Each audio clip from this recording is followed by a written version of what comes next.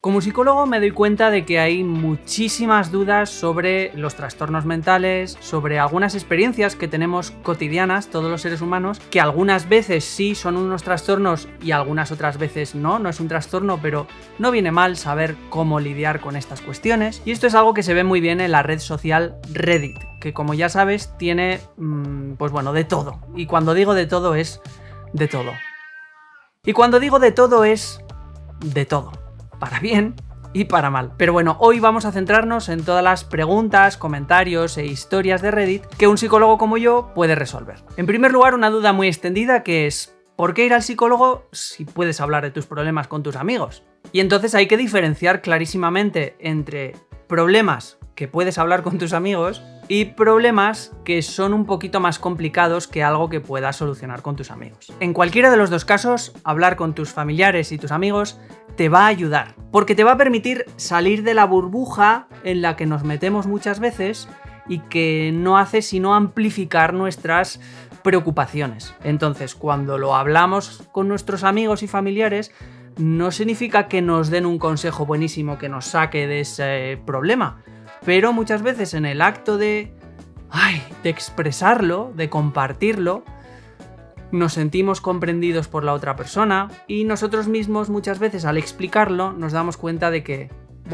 pues no es para tanto. Esto funciona fantásticamente bien en los problemas que podemos resolver con nuestros amigos, pero en los problemas que no podemos resolver con nuestros amigos, y ahora vamos a explicar por qué, el poder hablarlo nos alivia, pero no soluciona el problema. ¿Por qué hay algunos problemas que no podemos resolver con nuestros amigos?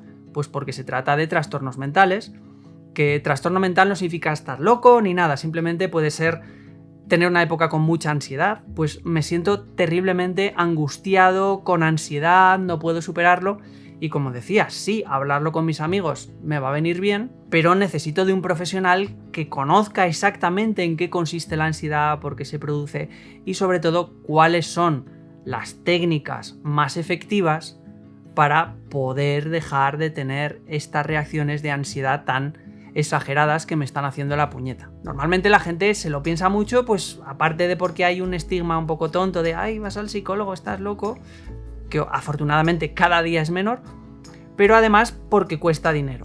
Normalmente los servicios públicos de salud tienen algunos psicólogos, pero están tan terriblemente saturados de gente que apenas pueden atenderte más que media hora cada mes o cada 2 meses, con lo cual muy poco trabajo psicológico se puede hacer ahí, pero no es culpa de los psicólogos sino del sistema de salud pública, pero bueno, este es otro tema.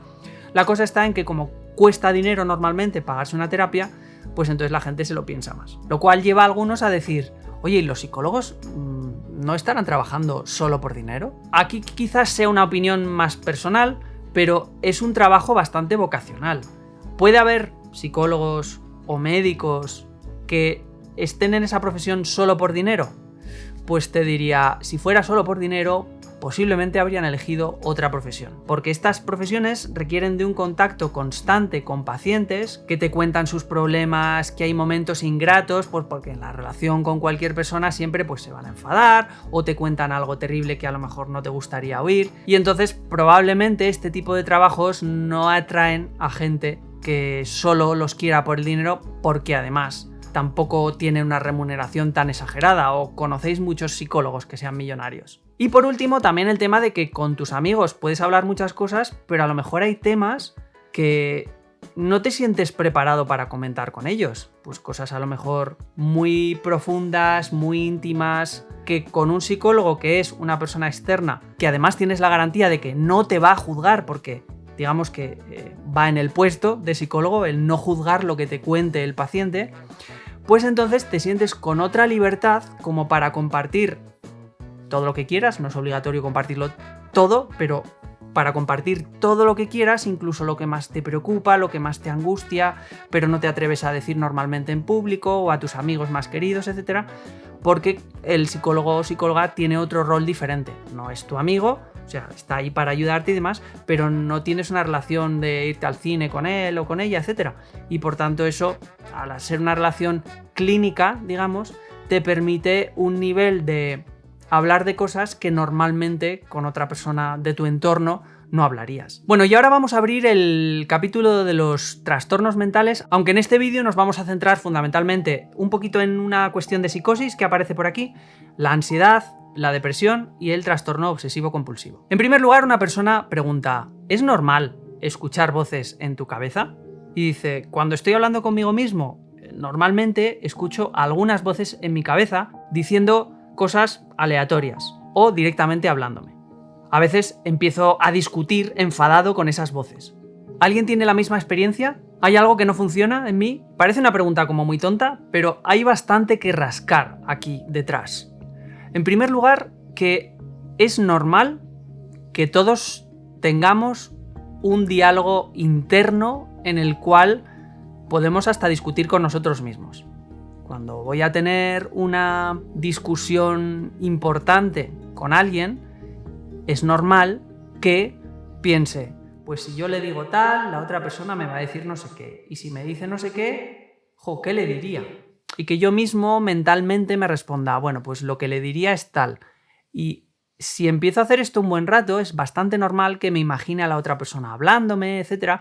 Y que haya como una especie de voces en mi cabeza. Esto realmente es un recurso mental que tenemos todos y que nos permite pensar de una manera más eficiente que si solo soy yo pensando. Es como que nos desdoblamos en dos o incluso en más personas y si estamos un ratito concentrados, o a lo mejor si lo hemos hecho muchas veces nos sale de manera natural, escuchamos como estas voces en nuestra cabeza. Otro dice algo muy interesante que podría parecernos patológico, pero no tiene por qué serlo, y es que las voces que hay en mi cabeza me odian y me dicen pues que soy feo, que voy a hacer las cosas mal, no me dan ninguna confianza. Y esto nos sucede a veces cuando o en la infancia nuestros padres y nuestros profesores nos lo han repetido mucho, o cuando nosotros mismos no hemos tenido confianza en lo que hacemos y nos repetimos a nosotros mismos.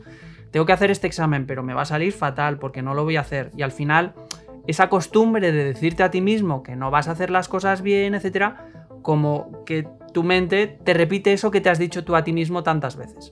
Entonces esto es algo completamente normal y en principio, si es una persona que no le genera una angustia terrible, sino que simplemente le hunde la autoestima y la motivación, pues entonces sí, a ver, es un problema el tema de la motivación y el tema de la autoestima, pero esto de escuchar una voz más positiva o más negativa en tu mente es algo completamente normal, como digo, que surge a partir de los automatismos, de lo que tú te has acostumbrado a decirte a ti mismo. ¿Cuándo escuchar voces en tu cabeza sería un problema?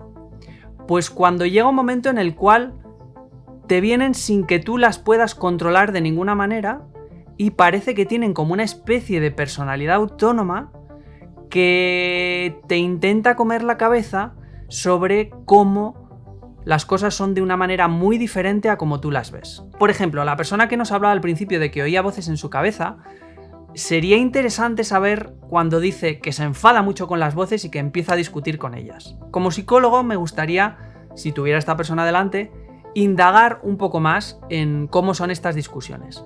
Porque si la persona lo siente como una discusión consigo misma, como por ejemplo, voy a hacer este examen y de repente escucho una voz en mi cabeza que dice, lo vas a hacer fatal porque has estudiado poco, porque el examen es muy difícil, y yo mismo digo que no, que ya está bien, que ya he oído muchas veces a diferentes personas que no confiaban en mí, o yo mismo me he dicho a mí mismo que no hacía las cosas bien. Se acabó, lo voy a hacer bien y ya está. Y puedo ir como en segundo plano en sí, pero mis inseguridades en el fondo, ¿no? Como sí, pero lo vas a hacer mal, sí, pero seguro que es un examen muy imposible, muy difícil que no vas a conseguir hacer bien, etc. Pero de alguna manera es como que yo lo identifico como que son mis inseguridades que están ahí como manifestándose, entre comillas, en mi mente con esa especie de voz interna. Pero siento que es algo mío. Pues entonces es algo completamente normal y además la manera de trabajarlo sería esto. Yo diciendo, sí, muy bien, me siento inseguro, ¿vale? Estas cosas que están aquí son inseguridades mías, pero yo mismo me recuerdo a mí mismo que he estudiado mucho, que he aprobado otros exámenes, que me va a salir muy bien, o incluso que si lo suspendo no pasa nada, sí, sería una faena, pero puedo seguir estudiando, puedo presentarme a otra convocatoria, etc.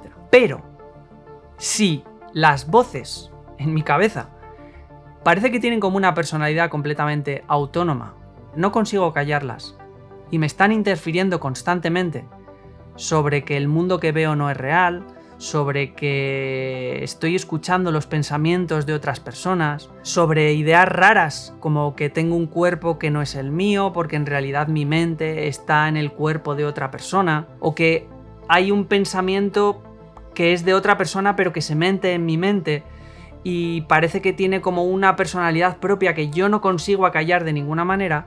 Entonces, no digo que sea, porque esto hay que diagnosticarlo con una persona en concreto, no vale así como si te pasa esto es que tienes esto otro, pero son en principio indicios que indicarían que podría estar habiendo algún tipo de disociación psicótica que consiste en eso, en que escuchas voces que te alteran la percepción de la realidad y además no puedes controlarlas de ninguna manera, irrumpen con una grandísima fuerza en tu consciencia y te hacen la vida muy difícil. Bueno, en este caso es imprescindible ir al psicólogo y posiblemente al psiquiatra también para que evalúen qué puede estar pasando. A lo mejor no es nada, a lo mejor tú le has dado una importancia que no tiene y entonces te puedes quedar más tranquilo, más tranquila, y a lo mejor es algo más. Si es algo más, no pasa nada. Hoy en día, para las personas que tienen crisis disociativas o que tienen psicosis como esta que he descrito, de pensar que los pensamientos de los demás me vienen a mí y me cambian mi realidad, porque todos estos pensamientos raros que serían propios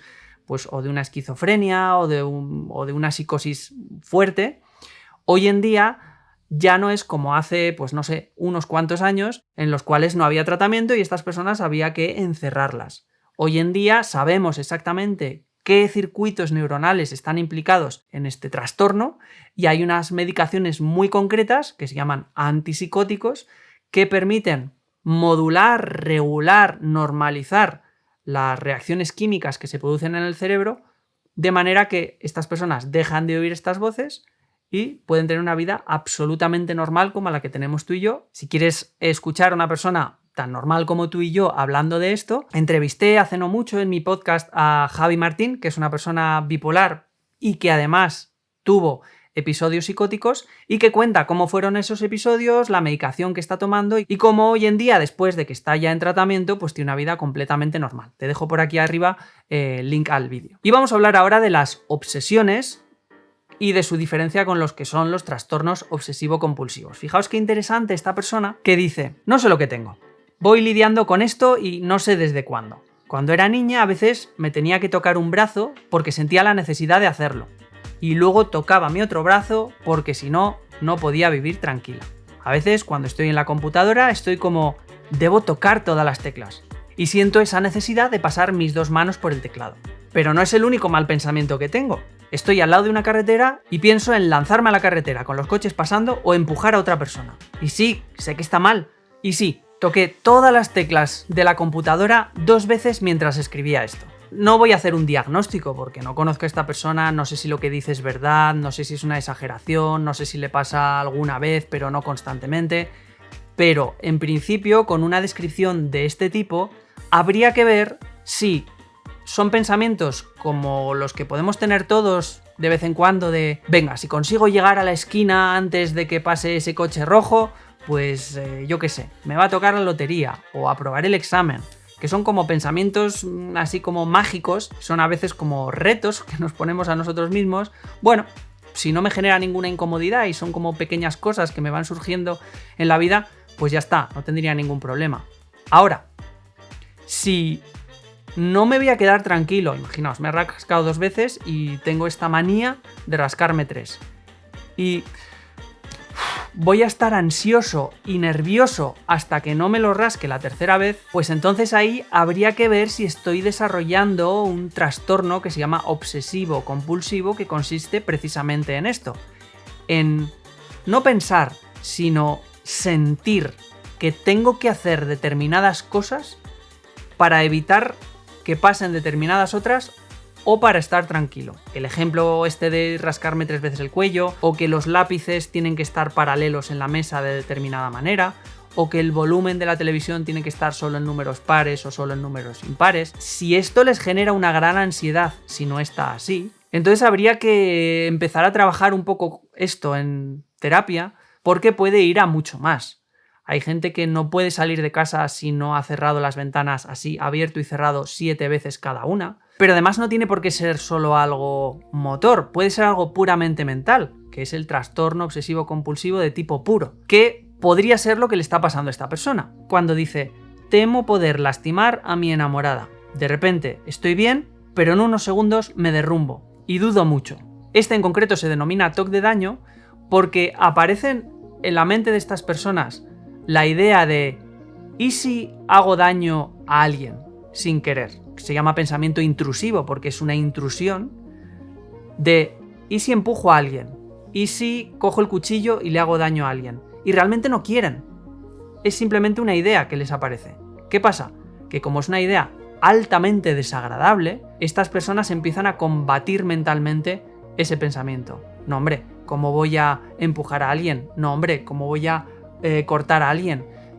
Yo soy una persona tranquila, yo soy una persona amorosa, yo no voy haciendo esto por el mundo. Bien, si este ciclo entre que aparece el pensamiento y yo lo combato se refuerza cada vez más, me aparece más el pensamiento, le tengo miedo, entonces ay, por favor, que no me aparezca ese pensamiento y entonces aparece más. ¿Y si empujo a alguien? ¿Y si empujo a alguien? ¿Y si empujo a alguien? Obviamente, como la persona no quiere hacerlo, sufre muchísimo y desarrolla algún tipo de ritual para distraerse y que le calme. Puede ser hacer así, si hago así 20 veces se me pasará, puede ser lavarse las manos, puede ser cualquier cosa que al principio calma esa obsesión, pero que lo que hace en el fondo es reforzarla por un proceso complejo que también expliqué en otro podcast donde entrevisté a Alejandro Ibarra, que es especialista en este, y si queréis lo podéis ver pinchando por aquí arriba, pero por resumirlo, consiste en esto que estoy diciendo, en que yo tengo un pensamiento intrusivo, realizo una serie de compulsión, un ritual que yo me he acostumbrado a hacer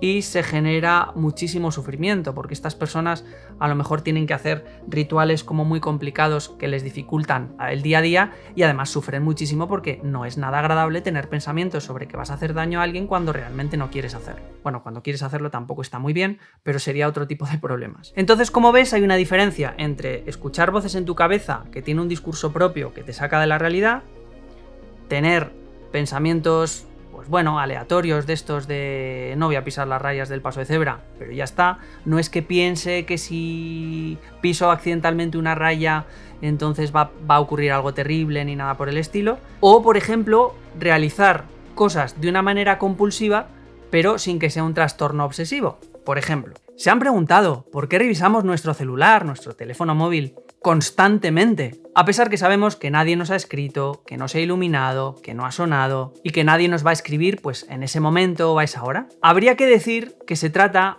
exactamente de esto, de un gesto que como nos hemos acostumbrado a hacer muchas veces a lo largo del día, pues nos sale de manera automática. ¿Qué es lo que refuerza que sigamos haciéndolo?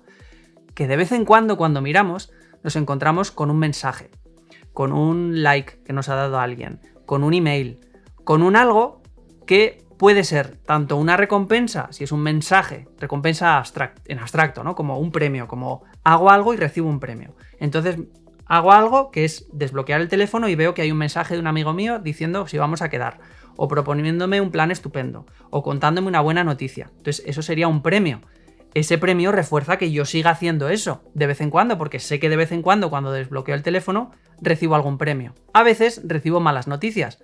Eso me genera una especie de preocupación. Voy a mirar el teléfono, no vaya a ser que haya recibido un mensaje de alerta de un cobro indebido en mi tarjeta, o una mala noticia de alguien, o algún familiar que ha enfermado. Entonces, entre los premios que yo recibo por mirar el teléfono y las malas noticias, se genera un hábito, si queréis un vicio, de mirar demasiado el teléfono a lo largo del día porque nos va mandando mensajes. ¿Es preocupante? Pues depende de lo que interfiera con tu vida.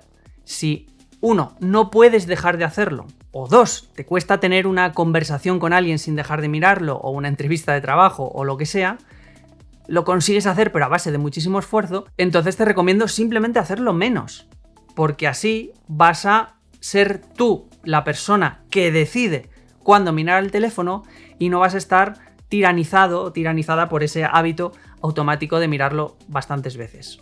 Otro truco, si es demasiado intenso esto, lo puedes hacer, por ejemplo, silenciando algunas notificaciones. Por ejemplo, yo tengo silenciado el email, las notificaciones de Instagram, de YouTube, y solo tengo activadas las notificaciones de WhatsApp, por ejemplo. Así el teléfono no me está vibrando constantemente y soy yo el que decide cuándo quiere mirarlos. Y así vas metiendo islas de tranquilidad en las cuales eliminas un poco esa necesidad de estar hiperconectado constantemente. Y ahora vamos con los trastornos más emocionales, como la depresión. Dice esta persona: tengo 36 años y necesito hablar con alguien porque llevo 2 años en los que nada me va bien.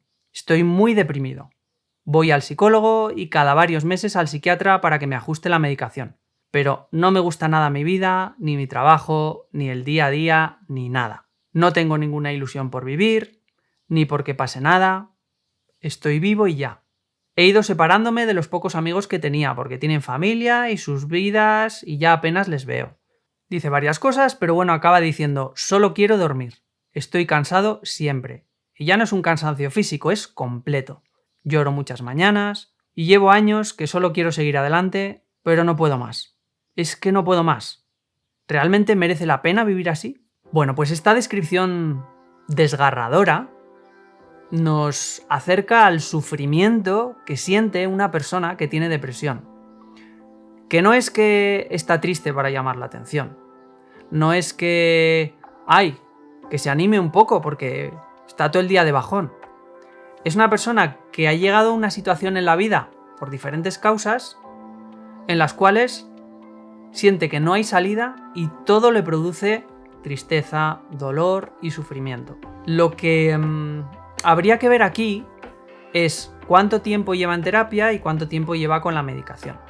Porque la medicación para la depresión, que no se da en todas las depresiones ni en todos los casos, solo cuando el psiquiatra considera que es necesario, por muchas veces consejo del psicólogo, estas medicaciones, los antidepresivos, la mayoría tardan de 2 semanas a mes y medio en empezar a actuar. Bueno, sería largo de explicar, pero lo que hacen estas medicaciones es alterar la química cerebral para conseguir que la persona tenga más serotonina y otros neurotransmisores que lo que hacen es ayudar a esta persona a estar más animada, por decirlo de una manera rápida, ¿no? Entonces sería relevante saber cuánto tiempo lleva esta persona con esta medicación, aunque dice que lleva años.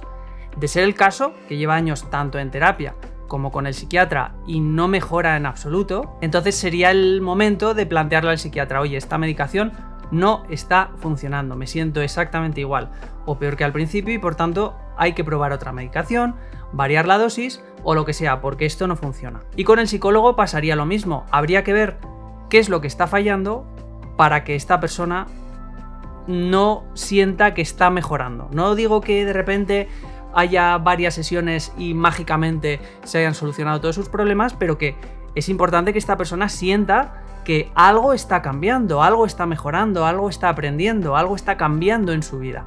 Y si no es así, conviene hablar con el psicólogo, plantearlo en terapia, a ver qué está pasando. Tenéis todo el derecho a cambiar de psicólogo, a cambiar de psiquiatra si no estáis contentos, si no estáis viendo que tenga un resultado. No es que ese psicólogo sea mejor o peor, sino que por lo que sea no estáis conectando, no estáis llegando a una manera, a un trabajo que te esté ayudando. Y por eso es perfectamente lícito, y el psicólogo lo entenderá, que digas, bueno, voy a probar con otro profesional porque no puedo llevar años así en terapia y que las cosas no cambian. Otro caso que está relacionado con la tristeza, pero que no sería depresión en principio, como decimos, no se puede diagnosticar aquí por un mensaje de Reddit, pero que por el tema y por cómo lo describe, aunque veréis que es muy breve, no parece depresión. Es un chico que dice, he dicho un chico, pero podría ser una chica perfectamente, tanto porque le gustaran las chicas como porque se sintiera menos, por lo que vamos a ver ahora, que dice: cuando veo una chica guapa que sigo en redes sociales o incluso en la vida real, cuando veo una mujer atractiva, me siento triste. Lo que podría estar pasando aquí es un tema de autoestima. Si cuando vemos a alguien que nos parece tremendamente atractivo, en lugar de decir, oye, pues mira, qué bien, o un poquito de tristeza, pero un poquito de me gustaría estar con esta persona, pero pues si es en redes sociales pues no la conozco, o si es por la calle de repente pasa por delante de mí y no tengo manera de decir tú para, dame tu teléfono, normalmente no hacemos esto, pues entonces qué pena, me gustaría estar con esta persona o con alguien como esta persona, vale, pero ya está, es como qué pena, y ya, pues esto es lo más o menos normal que nos puede pasar a todo el mundo.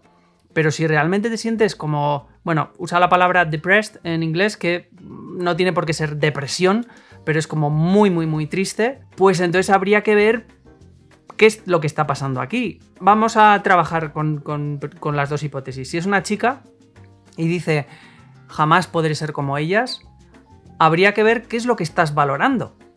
O sea, ¿estás valorando a la otra persona por su físico? Porque no la conoces, la estás viendo, dice, en la vida real, supongo que es la típica chica que pasa por delante de ella, o en redes sociales a través de fotos, solo por su físico, y por tanto te estás valorando a ti solo por tu físico.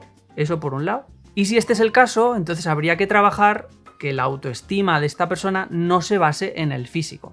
Porque basar nuestra autoestima en nuestro físico es una de las mejores recetas para hundirnos. Porque el físico, si nos empieza a preocupar, va a ser imperfecto siempre. Así que habría que trabajar en este caso de esta chica, posiblemente, como digo, estamos haciendo el supuesto, su autoestima y ver sobre qué bases está apoyando su autoestima y ver que la gente no vale más por ser más guapa o más fea y por tanto que ella misma no vale más por ser más guapa o más fea. Y luego además el tema de que el atractivo es completamente subjetivo y no hay un ideal absoluto para todo el mundo. Te pueden gustar de una manera o de otra y por tanto ese atractivo físico no va a depender de que seas morena, rubia, peses esto o aquello, sino de cómo tú te comportas, cómo tú eres, cómo tú miras, cómo tú sonríes, cómo tú haces sentir a los demás. Y si es un chico sería algo parecido, lo que pasa es que en este caso la autoestima no sería por compararme con cómo es esa chica. Bueno, también podría ser, pero en principio supongo que no, sino porque me estoy comparando con jamás podré aspirar a alguien como esa persona, etc.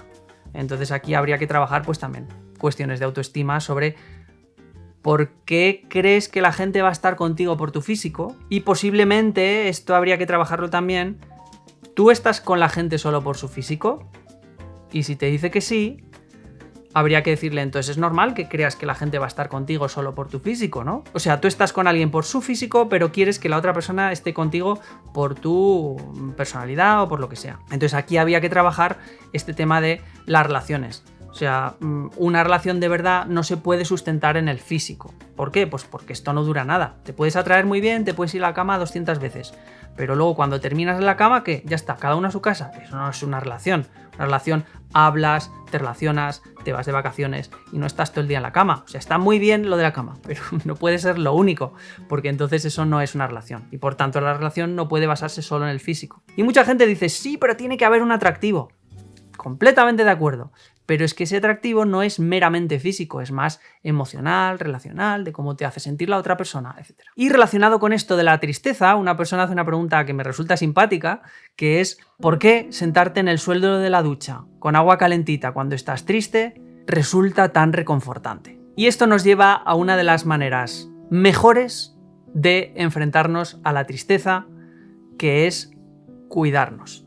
Cuando estamos tristes, sentimos que hemos perdido a alguien, que nos han hecho daño, que hay algo que no funciona en nuestra vida, nos sentimos tristes.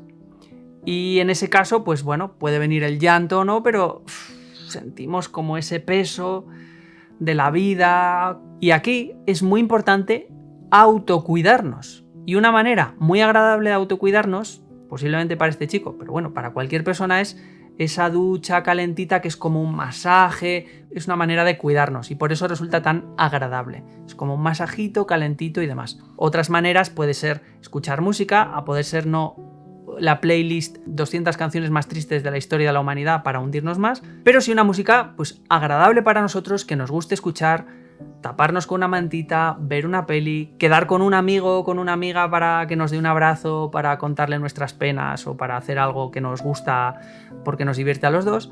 Todo esto son actividades de autocuidado que me ayudan a procesar mejor esa tristeza y no hundirme completamente, que es lo que ocurre cuando o no atiendo a la tristeza o bien no me cuido y sigo haciendo cosas que me vienen mal. Luego hay muchísimos comentarios sobre lo que en el fondo denota ansiedad social. Por ejemplo este. Dice, me cuesta mucho estar en sociedad. He sido siempre una mujer muy extrovertida. Sin embargo, de un tiempo para acá, me cuesta mucho encajar socialmente. Me jode hablar con las personas. Me molesta estar en grupos. Evidentemente podrían ser muchísimas cosas, pero tiene pinta de que de alguna manera esta persona ha empezado a generarle algún tipo de ansiedad el relacionarse con los demás. Y la ansiedad muchas veces nos genera esa irritación porque como las cosas nos alteran, queremos como empujarlas, alejarlas de nosotros, y la irritación, la ira, es una emoción que surge en nosotros como para que nos dejen en paz, que nos dejen tranquilos, que se alcen las barreras a nuestro alrededor y que podemos estar a nuestro aire. Entonces habría que ver qué es lo que le causa inseguridad y qué es lo que le genera esa ansiedad de relacionarse con los demás. En cualquier caso, una buena estrategia para personas que os encontréis en una situación similar es no interrumpir el contacto con los demás. Si os genera ansiedad ir a una fiesta llena de gente, pues no hace falta exponerse a situaciones tan retadoras para vosotros. Pero lo que sí podéis hacer es no dejar de ver a vuestros amigos en pequeños grupos. Pues a lo mejor no os apetece ir a la mega fiesta de cumpleaños de no sé quién, donde va a estar todo el mundo, incluso gente que no conocéis, pero no dejéis de quedar con María o con Javier para ir al cine. Y te sientes un poco incómodo o incómoda porque has dejado de disfrutar de esas interacciones. Pero la cuestión es que no las huyas, porque en cuanto empiezas a huir de situaciones y a no enfrentarte a ellas, pierdes la costumbre y eso hace que en tu mente te resulte como más difícil, porque como cada vez lo haces menos, cada vez se hace como más montaña y más cuesta arriba en tu cabeza y cada vez te vas alejando más. Entonces, para evitar llegar a una situación así, quizás lo ideal sería, como te digo, ¿que ves que te empiezan a costar las grandes multitudes y demás? Vale, si es temporal no pasa nada. Sigue quedando con amigos en grupos más pequeños. Ahora, si ves que aunque quedes con amigos en grupos más pequeños, te sigue costando muchísimo lo de las multitudes y demás, entonces quizás es buena idea que consultes con un psicólogo. Como decíamos, no hace falta estar terriblemente mal, años en casa sin poder salir para decir, vale, ahora voy a llamar al psicólogo. No, puedes ir antes para evitar caer en una situación así, o a lo mejor no ibas a caer en una situación así, pero es que no te sientes bien. Y entonces, si no te sientes bien, contactas con el psicólogo, empezáis a hablar y detectará cuál es el problema y te ayudará a salir de él. Y ya por último, para terminar, hay dos personas que curiosamente hablan los dos de su hermano. Uno es alcohólico y el otro dice que tiene TDAH, que es trastorno por déficit de atención e hiperactividad, y además en este segundo caso tiene, por lo que describe, impulsos de ira y de destrucción. Entonces, ¿qué podemos hacer cuando tenemos un familiar en una situación así, que vemos que requiere ayuda y no quiere ir? Pues entonces lo primero que podemos hacer es ir nosotros. Si ya hemos intentado convencer a esa persona de que vaya a terapia y no quiere ir, vamos nosotros y hablamos con el psicólogo y le contamos nuestro caso. Y el psicólogo, a través de nosotros, puede valorar cuál es el grado de gravedad de vuestro familiar. Evidentemente no es un diagnóstico tan preciso como si va a vuestro familiar, pero puede hacerse una idea bastante clara a través de las preguntas, porque vosotros conocéis a vuestro familiar, de la gravedad del caso. Y una vez que ha hecho esto, os puede dar una serie de consejos sobre cómo actuar. No es ya cómo convencer a vuestro familiar de ir a terapia, porque a lo mejor no lo vais a conseguir convencer, esto lo tenéis que aceptar porque no es vuestra vida. Estamos hablando de mayores de edad, etc. Pero sí el psicólogo o psicóloga, evidentemente, os puede decir cómo podéis tratar a vuestro familiar, uno, para evitar que su problema, aquí hablamos de alcoholismo o de un trastorno de control de impulsos, vaya más, para ayudarle a encauzar todas esas cuestiones, todos esos problemas que le están surgiendo de una manera que no choque tanto con vosotros. Y tres, para así dejarle caer la idea de que a lo mejor sería bueno que vaya a terapia, pero en ese caso concreto con las recomendaciones del psicólogo. Y además, en cuarto lugar, como el psicólogo va a trabajar con vosotros, vais a poder respirar más tranquilos porque todos los problemas, toda la angustia que os genera que vuestro familiar no vaya al psicólogo, no vaya a terapia y que siga mal, vais a poder trabajarla con el psicólogo y por tanto vais a poder sentiros muchísimo mejor. Y luego ya en el caso de las adicciones, por ejemplo, aquí hablan de una persona alcohólica, hay muchísimas asociaciones, por ejemplo, Alcohólicos Anónimos, que se dedica a trabajar y a tratar el tema del alcoholismo en grupos de alcohólicos. Pero tenéis que saber que la gran mayoría de asociaciones de este tipo tienen a su vez otros grupos de familiares de alcohólicos en este caso, a los cuales vosotros podéis ir sin que vuestro familiar esté yendo a la reunión de Alcohólicos Anónimos para que contáis vuestro caso y pasa lo mismo que con el psicólogo. Os darán consejos, desde luego os escucharán, veréis a gente que es como vosotros, que le pasa lo mismo porque sois familiares de alcohólicos y os ayudarán a lidiar con las situaciones y los problemas que se generan como resultado de la adicción. Y esto es todo por hoy. Creo que hemos resuelto muchas dudas muy importantes sobre la salud mental en general. Seguiré investigando en Reddit sobre diferentes temas porque la verdad es que es un tema que me resulta muy interesante ver cómo la gente en una red social en la cual se pueden abrir en canal y exponer todas sus historias y sus dudas y sus preguntas sin filtros a veces. Y me parece que los psicólogos tenemos mucho que aportar a este tipo de dudas que creo que pueden ser de interés. Así que si te ha gustado el vídeo te invito a darle un me gusta y te veo muy pronto en el próximo vídeo de psicología para ser más felices.